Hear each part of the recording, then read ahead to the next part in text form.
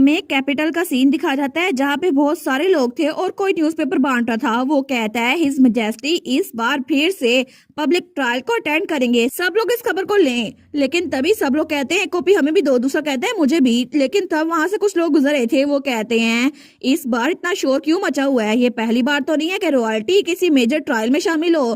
दूसरा कहता है तुम खबर में थोड़ा पीछे हो, तुम्हें पता नहीं है इस बार किंग वो जज के तौर पर अटेंड नहीं कर रहे, इस बार उनका ही ट्रायल हो रहा है। और वहां पे किंग के पोस्टर नीचे गिरे पड़े थे और सब लोग उसको देख रहे थे। तो वो कहता है सच में ऐसा तो कभी भी किंगडम की हिस्ट्री में नहीं हुआ। दूसरा कहता है बिल्कुल, इसी वजह से तो सबको इस बात का इंतजार है कि आखिर किंग के खिलाफ कौन सबूत पेश करेगा। लेकिन तब दूसरी तरफ हमें हमारी हीरोइन का टाउन हाउस दिखाया जाता है जहाँ पे वो कहती है कि होली एम्पायर का डेलीगेशन अचानक से गायब हो गया। तो फ्रेडिक उसके सामने खड़ा था, वो कहता है जी बिल्कुल, ऐसा लगता है कि उनको पता चल गया था। इसी वजह से जब हम उनके इलाके में पहुंचे ना तो वो पहले ही गायब हो चुके थे, वहां पे कोई भी नहीं था। तो हमारी हीरोइन बैठते हुए सोचती है ओ नो, अल्टर रेमन, ये तो वही ईगल शेप शिफ्टर है ना जो कि हिज मैजेस्टी के साथ मिला हुआ था और ये तो इस केस का की फिगर होने वाला था। लेकिन अगर वही ना हुआ तो फिर मैं कुछ पता नहीं करा सकती। और इसके अलावा होली एम्पायर जाने का सिर्फ एक ही रास्ता है, तो उसको ट्रैक करना इतना भी आसान नहीं होगा। लेकिन फिर भी अभी तक वो किंगडम से बाहर नहीं निकला होगा। वो कहती है फ्रेडिक कहता है जी माय लेडी। तो बेटी कहती है जो सारे के सारे लोग यहाँ पर अवेलेबल है ना उनको इकट्ठा करो और असलान में सबको ले लो, अगर नेसेसरी हुआ तो, चाहे तुम्हें कुछ भी करना पड़े अभी जाके होली एम्पायर के डेलीगेशन को पकड़ो और स्पेशली उस आदमी को, अल्टर रेमन को, क्योंकि वो लाजमी तौर पे हमें चाहिए होगा। और तब दूसरी तरफ हमें इंपीरियल पैलेस दिखा जाता है जहाँ पे किंग और क्वीन बैठे हुए थे। तो किंग कहता है आखिर चीजें आजकल कैसी चल रही हैं, और वो भी बड़ा थका हुआ लग रहा था। लेकिन क्वीन कहती है to be honest your majesty, चीजें बिल्कुल भी अच्छी नहीं चल रही। वो नोबल्स जो हमेशा हमारे साथ लोयल थे, ऐसा लगता है कि उन्होंने भी हमारी तरफ पीठ कर ली है और उनका रवैया भी हमारी तरफ बदल गया है। तो किंग को तो बड़ा गुस्सा आता है, वो हम मेज पे हाथ मारते हुए कहता है उनकी हिम्मत कैसे हुई कि मुझे धोखा दें। वो लोग कभी मेरे आगे पीछे फिरते थे कि हमें फेवर्स दे दें, लेकिन अब जब मुझे उनकी सच में जरूरत है तो वो सारे के सारे यूजलेस बन गए हैं। तो क्वीन कहती है please calm down your majesty. वो कहता है मैं काम डाउन कैसे हो सकता हूँ, तुम्हें समझ भी आ रही है वो बदतमीज रैट्स, उनकी इतनी हिम्मत कि हर कोई मेरे खिलाफ पीट करके खड़ा हो गया है। तो तभी वहां पर कोई आता है, वो कहता है फिक्र ना करे फादर। तो किंग और क्वीन उसके तरफ देखते हैं तो वो था रिटर, जो वहां से बड़ा रिलैक्स होके आ रहा था। लेकिन तब वो कहता है आपके पास मैं हूं तो आपको फिक्र करने की कोई जरूरत नहीं है। तो क्वीन कहती है रिटर सच में, और तब स्माइल करती है। लेकिन तब किंग कहता है आखिर तुम्हारे दिमाग में चल क्या रहा है, क्या तुम्हारे पास कोई प्लान है? तो रिटर कहता है जी बिल्कुल, और तब स्माइल करके सोचता है देखो मेरे फादर का टेम्पर अभी तक नहीं बदला। लेकिन तब वो कहता है मुझे सिर्फ एक चीज की जरूरत है क्योंकि मुझे अपना प्लान वो तरतीब देना है। तो किंग कहता है अच्छा किस चीज की जरूरत है? तो रिटर कहता है असल में मुझे रॉयल हेirloom की जरूरत है, वही पॉइजन जो कि हमारे एंसेस्टर ने हमें संभाल के दिया था। तो किंग कहता है क्या तुम कह रहे हो कि मैं इतनी प्रीशियस चीज तुम्हें दे दूं इतनी आसानी से? तुम अपने आप को समझते क्या हो? तुम अभी तक सिर्फ एक प्रिंस हो, लेकिन उसको सिर्फ किंग यूज कर सकता है, और आखिर तुम अपनी नजर उस हेirloom पे रख भी कर सकते हो। तो रिटर कहता है मैं उस पे नजर नहीं रख रहा, असल में अगर हमें किंगडम को बचाना है ना, अपने राज को बचाना है, तो हमें ये सब कुछ करना ही पड़ेगा क्योंकि अभी परफेक्ट मौका है जिसकी वजह से हम उन लाइंस को इस्तेमाल कर सकते हैं और अपने ओनर को दोबारा वापस ला सकते हैं। तो क्वीन भी कहती है मैजेस्टी रिटर बड़ा चालाक बच्चा है, उसकी बात समझें और एक बार उसकी बात सुन लेना, क्या पता उसके पास कोई आइडिया हो।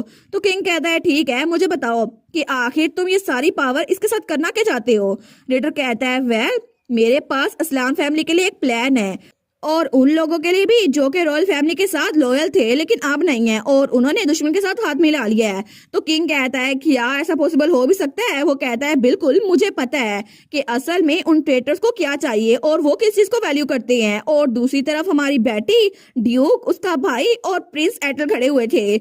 लेकिन तब रिटर कहता है वो लोग अपनी जान से भी ज्यादा जिस चीज को पसंद करते हैं ना, और उनके पास एक कमजोरी भी है, मुझे पता है कि वो कौन है और मैं उसको अपने फायदे के लिए इस्तेमाल करूंगा। वो कोई और नहीं लेडी बेटी एल असलान है। और दूसरी तरफ हमारी बेटी वो तो स्माइल कर रही थी, उसको कोई आइडिया भी नहीं था कि कोई उसके बारे में बात कर रहा है। और तब हमें डची का टाउन हाउस दिखाया जाता है जहाँ पे हमारी बेटी तो बड़ी खुश होकर बता रही थी ठीक है सारे के सारे यहाँ पे गैदर हो गए ना, तो मेरे पास एक बहुत ही ज्यादा इंपॉर्टेंट अनाउंसमेंट है। तो सारे कहते हैं अच्छा कौन सी इंपॉर्टेंट अनाउंसमेंट? तो उसका भाई भी कहता है बताओ बुच्ची टेल। तो वो कहती है बिल्कुल आज का रॉयल बैंक्वेट वो तो बस एक ऐसा टाइम है जब हम इकट्ठे हो सकते हैं, इसी वजह से मैं अभी तक कोई पर्सनल अनाउंसमेंट नहीं कर सकी, इसीलिए मुझे लगा ये परफेक्ट अपॉर्चुनिटी है। तो एयरटेल सोचता है पर्सनल अनाउंसमेंट, वो सोचता है क्या ये हमारे बारे में अनाउंस तो नहीं करने वाली, और जो हमने किया था उसको तो सब कुछ याद आ रहता है, लेकिन तब वो बेचारा तो ब्लश करने लग गया था। वो सोचता है क्या सच में ये अपने फादर को भी बताने वाली है, लेकिन तब वो सोचता है नहीं नहीं, स्टार कभी भी ऐसा नहीं करेगी मुझसे कंसल्ट किए बगैर। अगर उसे हमारा रिलेशनशिप पब्लिक करना होता तो पहले मुझसे बात करती, तो फिर क्या हो सकता है। वो बेचारा तो बड़ा शौक हो गया था। वो सोचता है पता नहीं क्या बात होगी, उसको क्या अनाउंस करना होगा, लेकिन तब वो सोचता है मुझे तो कोई आइडिया नहीं है, फिर भी अगर कुछ भी ऐसा हुआ ना मुझे अपने आप को मेंटली प्रिपेयर करना चाहिए। तो कालिदास उसको देखता है, वो सोचता है इसके साथ क्या हुआ है, ये तो मुझे गुस्सा दिला रहा है। लेकिन तभी हमारी बेटी कहती है ठीक है ये रही मेरी अनाउंसमेंट, और तब वो एक डॉक्यूमेंट निकालती है। वो कहती है ये है मेरे लेटेस्ट चेकअप के रिजल्ट्स, और वो डॉक्यूमेंट अपने फादर को देती है। तो उसका फादर कहता है ठीक है मुझे दिखाओ। वो कहती है ये ले, लेकिन हमारा हीरो सोचता है क्या ये इसकी हेल्थ के बारे में था। वो सोचता है मैं क्या ही सोच रहा था, कितना एम्बैरेसिंग है ना ये। लेकिन तभी कालितूस और उसका फादर उस डॉक्यूमेंट को देखते हैं तो उसका फादर तो बड़ा खुश था। वो कहता है ये तो इम्प्रेसिव है किडो। उसका भाई भी कहता है बिल्कुल, तुम तो थोड़ी सी लंबी हो गई हो। तो हमारी बेटी तो बड़ी प्राउड थी। वो कहती है ना। वो सोचती है मेरी पास्ट लाइफ में मुझे हमेशा इग्नोर किया गया था और मुझे खाने को भी कुछ खास नहीं मिलता था, लेकिन अब मेरे पास मेरी फैमिली का लव है और मैं आराम से खाना भी खाती हूँ। इसी वजह से पिछली बार जब मैं कमिंग ऑफ एज सेरेमनी में थी ना, तो अब मैं उससे 2 साल छोटी हूँ, लेकिन फिर भी मेरी हाइट बिल्कुल उसके बराबर है। मुझे लगता है कि मैं बिल्कुल उसके बराबर हो चुकी हूँ जितनी पहले लंबी थी, और अगर ऐसे चलता रहा ना मैं तो फादर और भाई को अपने कंधों पे बिठा लूंगी। वो सोचती है कितना मजा आएगा ना, मैं अब काल और डैड को प्रोटेक्ट करूंगी। लेकिन तभी उसका भाई उसके पास आता है और उसके सर पे हाथ रखते हुए कहता है क्या तुमने इसको सही से मैयर किया था, मुझे तो तुम अभी भी बिल्कुल छोटी सी लगती हो।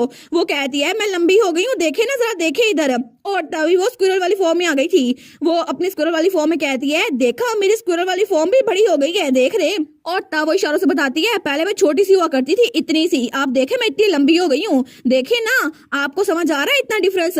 लेकिन तभी उसका भाई उसकी तरफ देखता है। वो कहता है मुझे समझ नहीं आ रही तुम क्या बात कर रही हो, लेकिन फिर भी तुम बड़ी क्यूट हो। तो बेटी बेचारी वो सोचती है मैं कैसे समझाऊं, ये तो बड़ा फ्रस्ट्रेटिंग है। तो तब वो एटल के कंधे पर चढ़ जाती है। वो उसकी तरफ देख के कहती है एटल प्लीज तुम तो बता सकते हो ना, तुमने मुझे इतने लंबे अरसे से नहीं देखा था, मैं लंबी हो गई हूँ ना, तुम तो बता ही सकते हो। लेकिन तभी एटल उसकी तरफ देखते हैं। वो कहता है स्टार। तो बेटी सोचती है प्लीज एटल प्लीज बता दो ना मैं लंबी हो गई हूँ। लेकिन तब वो कहता है तुम तो पहले से ज्यादा क्यूट हो गई हो। तो वो बेचारी तो अपना सर पकड़ लेती है। वो सोचती है मैं लंबी हो गई हूँ, मैं लंबी हो गई हूँ, उनको समझ क्यों नहीं आ रहा। और तभी वो इधर उधर चक्कर लगाने लगती है। तो कालितूस कहता है ये तो घूमने वाले स्क्विरल का शो है। तो एटल भी कहता है कि तो अमेजिंग है स्टार। और तब शाम के वक्त वो अपनी स्क्विरल वाली फॉर्म में उनके साथ बैठी हुई थी। तो उसका डैड कहता है मुझे तो टाइम का पता नहीं चला, क्या हम रैप अप करें। वो कहती है जी जी अच्छा लग रहा है। लेकिन तभी वहां पे कोई भागता हुआ आता है। वो कहता है माय लेडी। तो बेटी उस तरफ देखती है, वो था फ्रेडरिक। वो कहता है आप यहाँ पर थी। हमारी हीरोइन कहती है फ्रेडरिक क्या हुआ है, क्या तुम्हें वो ईगल शिफ्टर मिल गया। वो कहता है जी, लेकिन उसको पकड़ना इतना भी आसान नहीं था। हमें पता है कि वो बर्ड शेप शिफ्टर है, लेकिन जैसे हमने उसको देखा ना तो तब वो हमारे पास से उड़ गया, हम उसको पकड़ ही नहीं पाए। और बाकी लोग को तो हमने पकड़ लिया है, लेकिन वो ईगल शिफ्टर वो उड़ चुका है और ऐसा लगता है कि उसको पकड़ना बिल्कुल इम्पॉसिबल है क्योंकि वो उड़ सकता है। तो बेटी सोचती है ये तो बिल्कुल बुरा हुआ, क्योंकि अगर बाकियों को पकड़ लिया और ईगल शिफ्टर को नहीं पकड़ा तो फिर तो बाकी सब कुछ बेकार चला जाएगा। तो एटल कहता है स्टार अगर यही इशू है तो क्या मैं जा सकता हूँ क्योंकि मैं उड़ रहा हूँ। वो कहती है क्या। तो वो कहता है तुम्हें पता है ना मैं एक ड्रैगन हूँ तो मैं उड़ सकता हूँ। वो कहती है सच में तुम जाओगे। तो कार्लितोस और ड्यू को ये बात पसंद नहीं आती। वो लोग सोचते हैं ये रेप्टाइल इसकी हिम्मत कैसे हुई कि हमारी बेटी के टेंशन ले सके। लेकिन तभी कार्लितोस खड़ा होता और कहता है 1 मिनट रुको, क्या तुम अपनी जगह भूल गए हो। वो कहता है क्या मतलब। तो कार्लितोस कहता है तुम किंगडम के फर्स्ट प्रिंस हो, तुम्हें पता है ना कि अगर तुम किसी और एम्पायर के डेलीगेशन को पकड़ोगे तो सब लोग कहेंगे कि तुम सेकंड ग्रेड वार शुरू कर रहे हो। तो हमारे सोचती है काल तो सस्पिशियस लग रहा है, पता नहीं ये क्या सोच के ये बात कर रहा है। तो कालितूस कहता है कोई भी आम सोल्जर उसको पकड़ नहीं सकता क्योंकि वो शेप शिफ्टर है, लेकिन अगर उसको पकड़ना है तो किसी और शेप शिफ्टर की जरूरत पड़ेगी और फादर तो पहले ही ट्रायल में होंगे, इसी वजह से वो वहां जा नहीं सकते। लेकिन वो सोचता है इसी वजह से मैं स्नीकी फोक्स को वहां नहीं भेज सकता ताकि ये बुशी टेल का ट्रस्ट गेन कर सके। तो हमारी बेटी कहती है एडल तुम ठीक तो हो ना। तो वो कहता है स्टार बड़ा दर्द हो रहा है, लेकिन वो सोचता है इसका मतलब है सिर्फ एक ही ऑप्शन बच गया। तो कालितूस कहता है बुशी टेल। तो हमारे उन कहती है हाँ क्या हुआ। वो कहता है मैं खुद जाके उस ईगल को पकड़ूंगा, तुम्हारा भाई खुद जाएगा। तो बेटी कहती है क्या सच में। लेकिन तब थोड़ी देर बाद का हमें सीन दिखा जाता है जब हमारी हीरोइन हमें बताती है कालितूस आखिर में बाकी लोगों को साथ ले ही गया ताकि वो उस ईगल को पकड़ सके, लेकिन हमने उसको रोका भी था। और जब उसको एटल ने कहा था ना कि मुझे लगता है मैं उड़ सकता हूँ तो मुझे जान चाहिए, तो तभी मेरे भाई ने मना कर दिया, नहीं तुम नहीं जा सकते, इससे पहले कि तुम्हें कोई और चांस मिले मैं खुद ही चला जाता हूँ। और वो तो शुरू से बड़ा जिद्दी था। लेकिन तब हमारी हीरोइन खिड़की से उसको देख रही थी। वो सोचती है जब भी इस चीजों की बारी आती है ना तो मैं उसको रोक नहीं सकती, लेकिन मैं उम्मीद करती हूँ वो सेफ एंड साउंड वापस आ जाए। तो तभी वो अंदर अपने कमरे की तरफ देखती है। वो सोचती है कालितूस तो होली एम्पायर की साइड कवर कर लेगा, तो इसका मतलब है अब मुझे बाकी चीजों पे फोकस करना चाहिए। जो कि ट्रायल होने वाला है ना किंग के खिलाफ, उस पे मुझे उसके खिलाफ सबूत पेश करने हैं। और तब हमें रात का सीन दिखा जाता है। तो हमारी बेटी तो बड़े डॉक्यूमेंट प्रिपेयर करवा रही थी, तो वो सोचती है ये आर्गुमेंट इतना भी स्ट्रॉन्ग नहीं लग रहा, मुझे लगता है कि मुझे फ्रेडिक से पूछना चाहिए, उसकी हेल्प लेनी चाहिए। लेकिन तभी उसको तो बड़ी नींद आ रही थी, उसकी आंखें बंद हो रही थी। तो तब वो अपनी आंखों को मलते हुए सोचती है मैं तो 1 सेकंड के लिए सो ही गई थी। लेकिन तब वो सोचती है चलो थोड़ी देर के लिए सो ही जाती हूँ, फिर उठ जाऊंगी और फिर बाकी काम कर लूंगी। लेकिन तभी उसके पास जो ग्लोब पड़ा हुआ था ना वो चमकता है और उसमें से रोशनी निकलती है। लेकिन थोड़ी देर बाद हमारी बेटी वो फिर से हवा में उड़ रही थी। और जब उसकी आंख खुलती है ना वो सोचती है ये तो फैमिलियर लग रहा है, ऐसा लगता है ये फिर से उस क्रिस्टल की मेमोरीज है और मैं हूँ कहाँ पर। लेकिन मुझे लगता है कि इस जगह को मैंने कहीं देखा है। फिर भी आजकल तो वो क्रिस्टल मुझे बहुत सारी मेमोरीज दिखा रहा है, ये अच्छा साइन तो नहीं हो सकता। शायद 2 सालों बाद मेरी कमी का फेस सेरेमनी आने वाली है ना, इसी वजह से जो कुछ तब हुआ था अभी हो रहा है इस वजह से। लेकिन तभी उसे वहां से किसी की आवाज आती है तुम तो हमेशा की तरह बिल्कुल सेम हो। और वहां पे किंग और वही ईगल शिफ्टर था। तो किंग कहता है इतने सारे सालों के बावजूद तुम अभी भी बिल्कुल रिजर्व्ड हो। तो हमारी सोचती है ये तो वही है ना, वही ईगल शिफ्टर। तो वो ईगल शिफ्टर कहता है बस बात यह है कि मुझे आपके साथ डील करनी है, उसके अलावा कोई बात नहीं करनी। तो किंग कहता है ठीक है मैं समझ सकता हूँ, इसके अलावा मुझे कुछ बात नहीं करनी, तो मुझे बताओ कि आखिर तुम यहाँ पर क्यों आए हो। तो तब किंग अपने हाथ से एक छोटा सा गोला उसको देते हुए कहता है पावर ऑफ मिराकल्स जो तुमने पहले मुझे ला के दी थी ना वो तो बिल्कुल इनक्रेडिबल थी। और इसके जरिए मैंने इस रैली को यूज किया और हर किसी की फील्ड में बहुत ज्यादा फसलें उगाई। और सब लोग जब मैंने उनको ये गंदम दी तो सब लोग मेरी तारीफें करने लग गए। और इसी वजह से उनको मैनिपुलेट करना तो बिल्कुल ईजी था। अब कोई भी मेरे खिलाफ नहीं है। तो हमारी बेटी सोचती है कि यार ये तो वही क्रिस्टल है ना जो कि उस ईगल के पंजे में पकड़ा हुआ था जब वो सोल्स को कलेक्ट कर रहा था, लेकिन आखिर ही इसके हाथ में क्या कर रहा है। और वो सोचती है मेरी रीबर्थ से पहले मुझे पता चला था कि एटल उसकी जान चलेगी ये जंग के दौरान, लेकिन तब हर किसी ने इसके खिलाफ बातें की थी कि आखिर फर्स्ट प्रिंस की जान कैसे जा सकती है और इसके पीछे कौन हो सकता है। पूरे किंगडम में रूमर्स फैल गई थी, लेकिन सबका शक एक ही तरफ था, रॉयल फैमिली की तरफ, क्योंकि किंग क्वीन और रिटर सेकंड प्रिंस कोई भी एटल को पसंद नहीं करता था। लेकिन फिर भी अचानक से पता नहीं कहां से रॉयल फैमिली ने गंदम बांटना शुरू कर दी जो कि बहुत ज्यादा बिक रही थी और सारी आवाम को फ्री में देना शुरू कर दी, जिसकी वजह से सारी की सारी रूमर्स वो दब गई और सब लोग गंदम लेकर बड़े खुश हो गए। मुझे समझ नहीं आई थी कि रॉयल फैमिली ऐसा क्यों कर रही है, लेकिन अब ये सारी की सारी बात सेंस बना रही है। किंग ने पहले ही एनिमी के साथ काम करना शुरू कर दिया था, ग्रेट वॉर से भी पहले। तो तब किंग कहता है लेकिन मैं आखिर मिराकल की पावर दोबारा कब यूज कर सकता हूँ। तो वो ईगल शिफ्टर कहता है जब तक तुम प्राइस पे करते रहोगे तुम इसको कभी भी यूज कर सकते हो। तुम्हें क्या लगता है इस बार तुम कितने स्केल पे इसको यूज करोगे और इसके लिए कितनी कुर्बानियां देनी पड़ेंगी। तो हमारे सोचती है क्या कुर्बानियां क्या इसके लिए चाहिए थी। लेकिन किंग कहता है अच्छा इस बार कितने की जरूरत है। तो ईगल शिफ्टर कहता है तकरीबन 3000 जाने। हमारी सोचती है कि यार ये फिर से लोग को मारने वाले हैं। लेकिन तब वो कहता है इतना भी इजी नहीं है, मुझे लगता है मुझे फिर से जंग शुरू करनी पड़ेगी, क्योंकि अगर मैंने जंग शुरू की तो फिर लोग मसला करेंगे, लेकिन फिर से मैं मिराकल की पावर यूज करूंगा। तो हमारी सोचती है इसका मतलब है ये जंग सिर्फ इसलिए करते थे ताकि इस ग्लोब के अंदर सबकी सोच ट्रैप कर सके। लेकिन क्या सच में इतना गिर सकते हैं कि लोगों की जाने ले, वो भी सिर्फ अपने इस मिराकल की पावर के लिए। तो किंग कहता है ठीक है मुझे लगता है कि मैं कर सकता हूँ, लेकिन मैं जंग थोड़े अरसे बाद शुरू करूंगा। तो तुम्हें क्या लगता है कि इसके अलावा तो मुझे कुछ और दे सकते हो और इसके अलावा जानों के अलावा क्या कोई और चीज काम आ सकती है। वो कहता है बिल्कुल, अगर तुमने मुझे कोई सिग्नम दिया तो वो 1000 जानों के बराबर होगी, तुम मुझे वो भी दे सकते हो। तो किंग कहता है अच्छा तुम्हें क्या लगता है कि कोई भी सिग्नम इतनी आसानी से मिल जाएगा।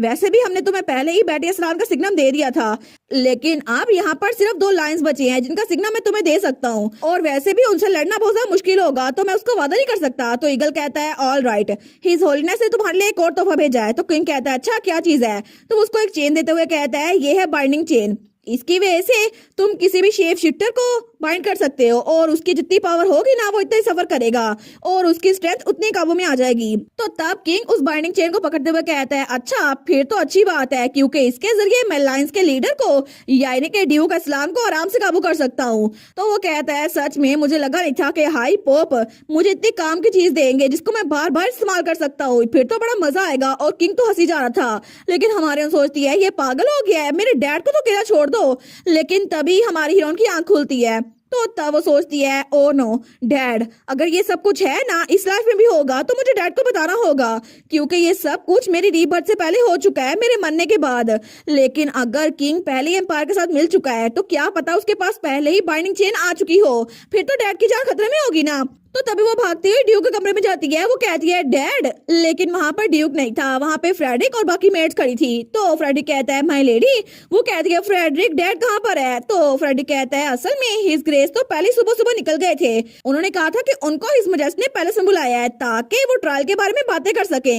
और तब किंग वो अपने महल में खड़ा स्माइल कर रहा था। लेकिन हमारी बेटी सोचती है, क्या डैड को? लेकिन वो सोचती है अगर डैड अभी वहां पर चले गए हैं तो मैं उनको कैसे प्रोटेक्ट कर पाऊंगी, और अगर किंग के पास वो बाइंडिंग चेन पहले से हुई तो डैड वो तो बहुत बड़े खतरे में है।